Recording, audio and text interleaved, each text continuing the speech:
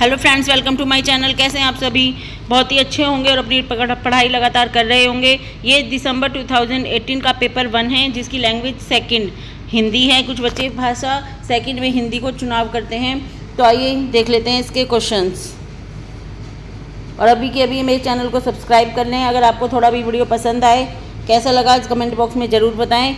और क्वेश्चन में कोई भी डाउट हो तो वो भी क्लियर लिखें। चलिए 121 से 131 तक सही सबसे उपयुक्त उत्तर वाले प्रश्न विकल्प को चुनिए। पहले पेडागोजी के क्वेश्चंस दिए हैं, तो आइए देख लेते हैं। 121 इज प्राथमिक स्तर पर यानी पीआरटी प्राथमिक बच्चों में लिखने का कौशल इस सीमा तक हो कि 1 सुंदर अक्षरों में लिख सकें, 2 छोटी कहानी लिख सकें या विभिन्न उद्देश्यों के लिए लिख सकें या मानक वर्तनी में लिख सकें। तो इसका सही आंसर ऑप्शन नंबर 3 विभिन्न उद्देश्यों के लिए लिख सकें। थोड़ा स्पीड से करेंगे, काफ़ी बड़ा पेपर है। पैसेज क्वेश्चन नंबर 122 हिंदी भाषा के संदर्भ में एक महत्वपूर्ण उद्देश्य यह है कि बच्चे अपना शब्द भंडार विकसित कर सकें, 2 व्याकरण के नियमों को याद कर सकें या कहीं लिखी गई बात आलोचनात्मक दृष्टि से परख सकें या कहीं लिखी गई बात को शब्दशः कह और लिख सकें। इसका सही आंसर है कहीं और लिखी गई बात आलोचनात्मक दृष्टि से परख सकें। प्रश्न 123 प्राथमिक स्तर पर हिंदी भाषा का शिक्षण करते समय आप किस बिंदु पर सर्वाधिक बल देंगे? हिंदी भाषा के मुहावरे और लोकोक्तियाँ या हिंदी भाषा की विभिन्न वाक्य संरचनाएं या हिंदी भाषा का सौंदर्य और आलोचिकता या हिंदी भाषा की मानक वर्तनी। इसका सही आंसर ऑप्शन नंबर 3 हिंदी भाषा का सौंदर्य और आलोचिकता। 124 प्रश्न है पहली कक्षा की हिंदी भाषा की पाठ्य पुस्तक में आप किस विधा को सबसे अधिक महत्व देंगे? किस विधा को सबसे अधिक इम्पोर्टेंस देंगे? कहानी, डायरी, नाटक या निबंध? इसका सही आंसर ऑप्शन नंबर 1 कहानी। 125 देखते हैं। 125 प्रश्न है पढ़ने का प्रारंभ से ही हो तो किसी उद्देश्य के लिए हो? अक्षर, शब्द, वाक्य या अर्थ? पढ़ने का प्रारंभ अर्थ से ही हो और किसी उद्देश्य के लिए हो। Option number 4 is the right. 126 प्रश्न है भाषा अर्जित करने के संदर्भ में कौन सा कथन उचित नहीं है? यह एक सहज प्रक्रिया है, यह एक स्वाभाविक प्रक्रिया है, बच्चे भाषा के नियमों को आत्मसात करते हैं, बच्चों को नियम बनाना सिखाया जाता है। क्या है इसमें? सही नहीं है, नियम बनाना सिखाया जाता है, क्योंकि बच्चे खुद से ही ग्रहण करते हैं, उसके लिए कोई रूल नहीं है। Option number 4 is the right answer. 127 देख लेते हैं। लिखना सिखाने में सबसे अधिक महत्वपूर्ण है अक्षर ज्ञान, शब्द ज्ञान, वाक्य संरचना या अर्थ की अभिव्यक्ति। इसका सही आंसर ऑप्शन नंबर 4 अर्थ की अभिव्यक्ति। सबसे ज़्यादा हमें लिखना सिखाना है तो उसका अर्थ भी तो बच्चे को समझ आना चाहिए कि उसने लिखा क्या है। क्वेश्चन देख लेते हैं 128 की भाषा विकास का परिप्रेक्ष्य प्रस्तुत क्या है? व्यवहारवादी, समाज सांस्कृतिक, व्यवहार सांस्कृतिक या संज्ञानवादी? आपको पता है वागोत्स्की ने क्या कहा है कि बच्चा समाज में और संस्कृति के साथ सीखता है।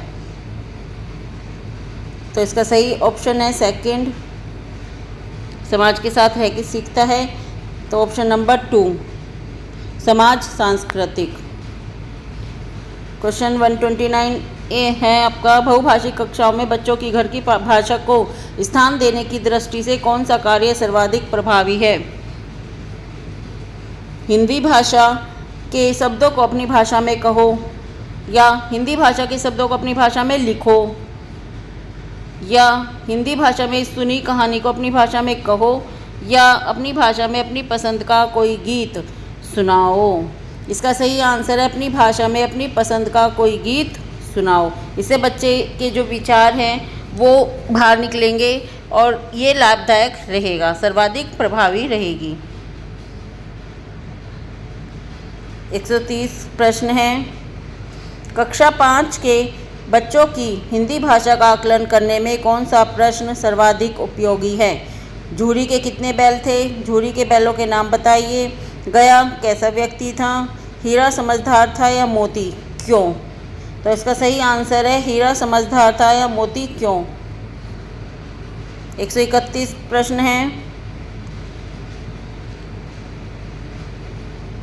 हिंदी भाषा में आकलन का मुख्य उद्देश्य है बच्चों के व्याकरण ज्ञान को जानना, बच्चों के शब्द भंडार का आकलन करना, प्रभावी भाषा प्रयोग में बच्चों की मदद करना या भाषा प्रयोग संबंधी त्रुटियों का आकलन करना। इसका सही आंसर है प्रभावी भाषा प्रयोग में बच्चों की मदद करना, ऑप्शन नंबर 3। 132 प्रश्न है। तीसरी कक्षा का मोहित अक्सर पढ़ते समय शब्दों की पुनरावृत्ति करता है, आप उसके पठन के बारे में क्या कहेंगे? उसे पढ़ना नहीं आता, उसे पढ़ने में बहुत कठिनाई होती है, या वह अर्थ की खोज में पुनरावृत्ति करता है, या उसे शब्द पढ़ने में कठिनाई होती है। हमने एक क्वेश्चन उसमें भी रिपीट किया है। पुनरावृत्ति यानी कॉपी करना, रिवाइज करना, रिवीजन करना। वो अर्थ समझने के लिए उसे बार बार पढ़ता है। एक लाइन को पढ़ रहा है, पठन चल रहा है, रीडिंग कर रहा है बच्चा, उस लाइन को अगर वो रिपीट करता है तो किस लिए? अर्थ की खोज में। Option number 3 is the right answer. 133 प्रश्न है। भाषा सीखने और सिखाने की प्रक्रिया में सबसे कम महत्वपूर्ण है। एक है जो इसमें से कम महत्वपूर्ण है और सभी महत्वपूर्ण है। भाषा की पाठ्य पुस्तक, भाषा का आकलन, या भाषा शिक्षण की पद्धति, या भाषा का परिवेश। तो भाषा की पाठ्य पुस्तक। खाली हमें बच्चों को पाठ्य पुस्तक में जो लिखा है लाइन टू लाइन वो नहीं पढ़ाना, बच्चे को माहौल कैसा है उसके साथ असेसमेंट भी करना है, बच्चे को जो उसके मेथड हैं सब चीज़ें सिखानी है। खाली पाठ्य पुस्तक की ही टीचिंग हमें बच्चों को नहीं देनी है। तो इसका सही आंसर है ऑप्शन नंबर 1। 134 क्वेश्चन इस भाषा शिक्षक के लिए जरूरी है कि वे भारतीय भाषाओं की डैश को स्वीकार करें और समृद्ध साहित्य को डैश की दृष्टि से देखें। तो इसका सही आंसर है जटिलताएं नहीं, विषमताएं नहीं, सराहना विविधता नहीं। सही आंसर है इसका ऑप्शन नंबर 3 विविधता और सराहना। भाषा शिक्षा के लिए जरूरी है कि वे भारतीय भाषाओं की विविधता को स्वीकार करें, विभिन्न डिफरेंट स्टाइल और डिफरेंट स्टेज, और समृद्ध साहित्य को सराहना की दृष्टि से देखें। 135 प्रश्न देखेंगे। 135 प्रश्न है।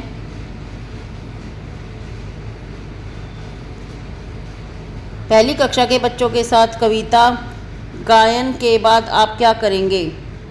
बच्चों से कहेंगे वे सुनी हुई कविता को शब्द से सुनाएं, जैसे सुनी है उन्होंने लाइन टू लाइन सुनाएं, या बच्चों से कविता पर आधारित प्रश्न पूछेंगे, या बच्चों को कविता में आए 5 शब्द बताने के लिए कहेंगे, या बच्चों से कहेंगे वे अपनी भाषा में अपनी पसंद की कोई कविता सुनाएं। Option number 4 is the right answer. अगर हमने बच्चों को कोई कविता सुनाई है उससे बच्चा अपनी भाषा में कोई भी और भी कविता अपनी पसंद से सुना सकता है। अब चलते हैं 136। देखिए 136 से 143 तक सबसे उपयुक्त वाले विकल्प को चुनिए, यानी हमारा एक गद्यांश दिया है उससे हमें क्वेश्चन का आंसर करना है। गद्यांश देखते हैं। 136 पे चलते हैं। गद्यांश काफ़ी बड़ा है, इसे हम नहीं पढ़ेंगे, सीधा क्वेश्चन पे जाएंगे और क्वेश्चन को रिलेट करते हुए पढ़ेंगे। फर्स्ट 36 क्वेश्चन है, न्यू लिटिल स्कूल के शिक्षक खुले और सच्चे हैं में खुले का अर्थ है बहुत खुले में रहना, या बिना दुराव छिपाव के बात करना, या व्यापक रूप से सोचने वाले, या बहुत खुले तौर पर काम करने वाले। पे जाएंगे। न्यू लिटिल स्कूल के शिक्षक खुले और सच्चे हैं क्या कि इसका अर्थ क्या है?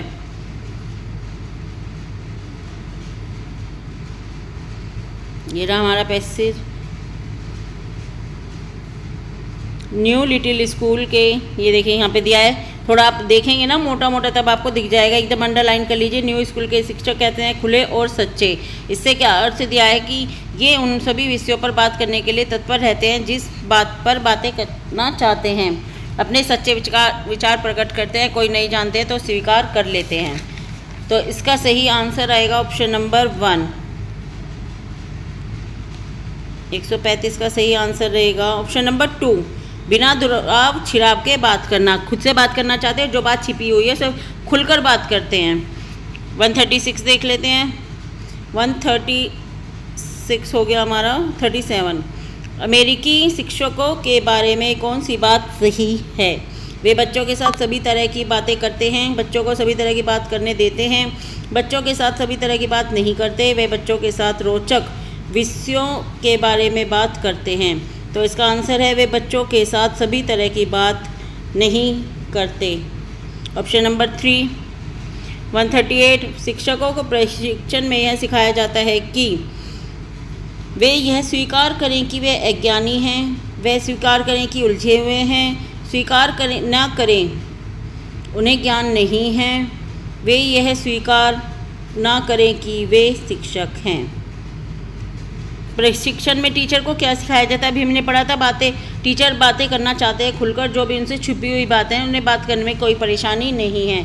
तो इसका सही आंसर है वे यह स्वीकार न करें कि उन्हें ज्ञान नहीं है, क्योंकि टीचर को ज्ञान नहीं है तो बच्चों को क्या ज्ञान देगा। टीचर को ये नहीं मानना चाहिए कि उसे कुछ नॉलेज नहीं है। अगर वो टीचर है तो ज़रूर इस पद तक आने के लिए उसमें कुछ ना कुछ क्वालिटीज़ रही होंगी। 139 प्रश्न है, बच्चों की सबसे ज़्यादा जिज्ञासा किस बात में है? शिक्षकों के निजी जीवन में, या शिक्षकों की अज्ञानता में, शिक्षकों के प्रशिक्षण में, शिक्षकों की उलझन में? तो चलिए देखते हैं इसका प्रश्न में आंसर। पैसेज में बच्चों की सबसे ज़्यादा जिज्ञासा किस बात में है? एक बार पैसेज पे जाएंगे।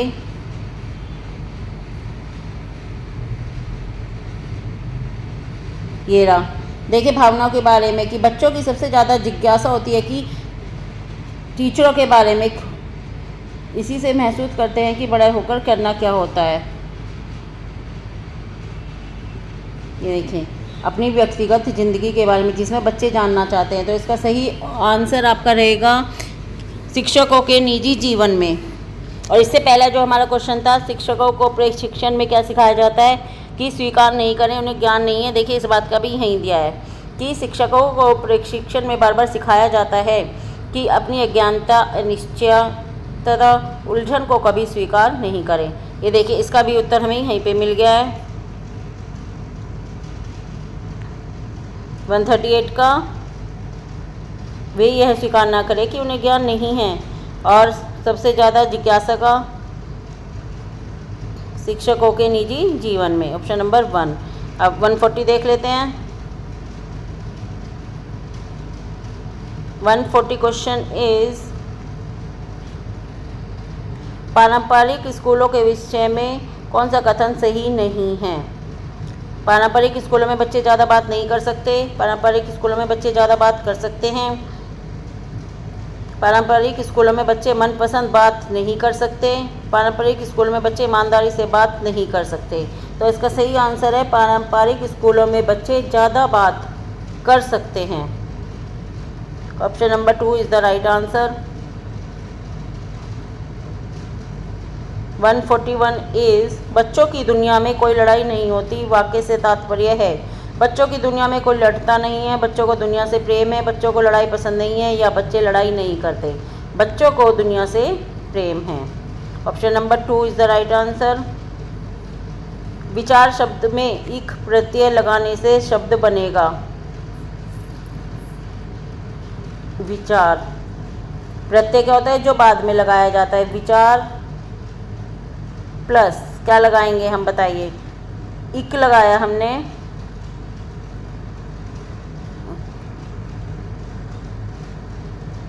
तो क्या बनेगा? वैचारिक या विचारिक या वैचारिक या विचारिक, क्या बनेगा इसका सही आंसर? ऑप्शन नंबर 1 वैचारिक। 143 इज़, ईमानदारी शब्द है भाववाचक संज्ञा, व्यक्तिवाचक संज्ञा, समूहवाचक या जातिवाचक? क्या है रिप्लाई? ईमानदारी क्या है? भाववाचक संज्ञा। आपने इंग्लिश में पढ़ा होगा ऑनेस्टी। जिसको हम मेज़र नहीं कर सकते वो क्या होती है? भाववाचक संज्ञा, जैसे हमारे आंसू, खुशी, सुख, दुख, ये सब क्या होता है, ईमानदारी, बेईमानी, ये सब होती है भाववाचक संज्ञा। Option number 1 is the right answer. जिसको हम मेज़र नहीं कर सकते, डैट इज़ मीन्स भाववाचक संज्ञा। अब्स्ट्रैक्ट नाउन, इंग्लिश में भी आपको पता होगा अब्स्ट्रैक्ट नाउन।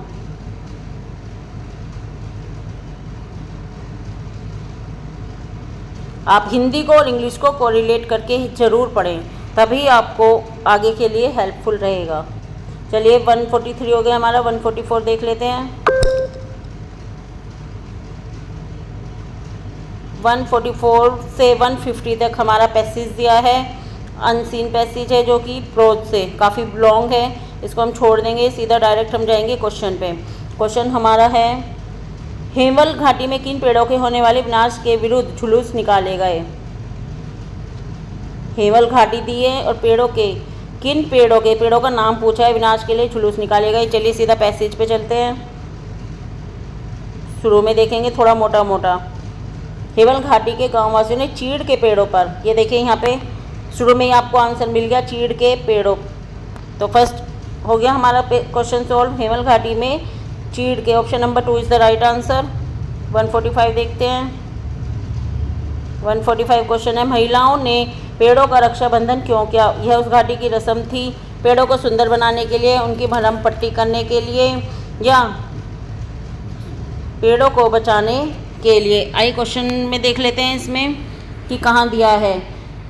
महिलाओं ने इन पेड़ों को लीसा टपकाने के लिए लगाए गए लोहे निकाल दिए, इनके स्थान पर मिट्टी की भरम पट्टी कर दी, पेड़ों का रक्षाबंधन भी किया और वृक्ष बचाने में महिलाएं आ गई। वृक्ष बचाए यानी पेड़ों को बचाने के लिए। Option number 4 is the right answer. 146 question है, वन काटने का सबसे अधिक कष्ट महिलाओं को क्यों उठाना पड़ा। उन्हें ही वन से प्रेम था, चारा लाने के लिए दूर जाना पड़ता है, वनों की छाया नहीं मिलती, वनों से लीसा नहीं मिलता। आइए देखते हैं इसमें दिया होगा, वन कटने का अधिक कष्ट उन्हीं को यानी महिलाओं को होता है, क्योंकि घास चारा लाने के लिए उन्हें दूर जाना पड़ता है। ये हमारे ऑप्शन में ऑप्शन नंबर 2, ये हमारा सही हो गया। चलिए आगे चलते हैं 147 पे। 147 क्वेश्चन है, चीड़ के पेड़ों को किससे बहुत नुकसान हो रहा था। बहुत ऊंचे अधिकारियों से, अधिक घास चारा लाने से, बहुत अधिक लीसा निकालने से, कुछ ठेकेदारों से। तो देख लेते हैं इसमें, घास चारा लाने के लिए दूर जाना पड़ता था, यहाँ तक हो गया था। थोड़ा मोटा मोटा ऐसे करते जाइए। ये देखिए, बहुत लीसा निकालने के लालच में चीड़ के पेड़ों को नुकसान हुआ, ये मिल गया हमें, बहुत अधिक लीसा निकालने में। Option number 3 is the right answer. 148 is, पेड़ कटने से किसका खतरा बढ़ जाएगा। बाढ़ लकड़ी का, भूस्खलन बाढ़ का, भूस्खलन लकड़ी का, लकड़ी और चारे का। तो आइए पैसेज में देखते हैं। ये आप मोटा मोटा देखते जाइए, उसे ऐसे अंडरलाइन की, पूरा नहीं पढ़ना है आपको, इतना टाइम नहीं है हमारे पास कि हम पेपर में बैठ के पूरा पढ़ें। पेड़ कटने से बाढ़ व भूस्खलन का खतरा भी बढ़ जाएगा। ये रहा आपका क्वेश्चन है, भूस्खलन और बाढ़, यानी option number 2 is the right answer. 149 is, रोजी रोटी शब्द क्या है। संज्ञा, सर्वनाम, विशेषण या शब्दयोग। आपको पता है संज्ञा क्या होता है, किसी व्यक्ति विशेष का नाम बताते हैं, तो ये नहीं बता रहा है रोजी रोटी। सर्वनाम जो संज्ञा की जगह यूज होते हैं, नहीं। विशेषण जो किसी चीज़ की विशेषता बताएं। शब्दयोग यानी जो जोड़ा होता है, यानी रोजी रोटी शब्दयोग शब्द है। 150 पे चलते हैं। 150 क्वेश्चन इज, कुछ ठेकेदारों ने तो वास्तव में वह बात मानी। वाक्य में निपात है। निपात शब्द क्या होते हैं, जो किसी भी वाक्य में बेकार होते हैं, जिसका कोई यूज़ नहीं होता। अगर हम उसे सेंटेंस से निकाल दें तो उसमें सेंटेंस में कोई फ़र्क नहीं पड़ेगा। तो देख लेते हैं इनमें से कौन सा है। कुछ, ने, तो, वह। अब देखिए कुछ कहाँ दिया है, कुछ ठेकेदारों ने तो वह वास्तव में बात नहीं मानी। ने, कुछ ठेकेदारों ने, तो वह, ये। अब कोई सा एक वर्ड इनमें ऐसा है जो निपात है, जिसे हम निकाल देंगे, उससे हमारे वाक्य पर कोई अंतर नहीं आएगा। ठेकेदारों ने यानी कि मतलब सबने बात मानी, कुछ ने नहीं मानी तो कुछ तो रहेगा। ने इससे कैसे होगा कुछ, ठेकेदार तो वास्तव में बात नहीं मानी, तो ये भी रहेगा। तो वास्तव में बात मानी, इससे कोई फ़र्क नहीं आ रहा सेंटेंस में, तो इसका सही आंसर है 3। निपात शब्द क्या रहेगा, तो option number 3 is the right answer. आज के लिए फ्रेंड्स इतना ही, हमारे 150 क्वेश्चन कंप्लीट हो गए हैं। आपको सीरीज़ कैसी लगी कमेंट बॉक्स में ज़रूर बताइएगा, और अभी के अभी हमारे चैनल को सब्सक्राइब कीजिएगा, और आने वाली वीडियो में फिर से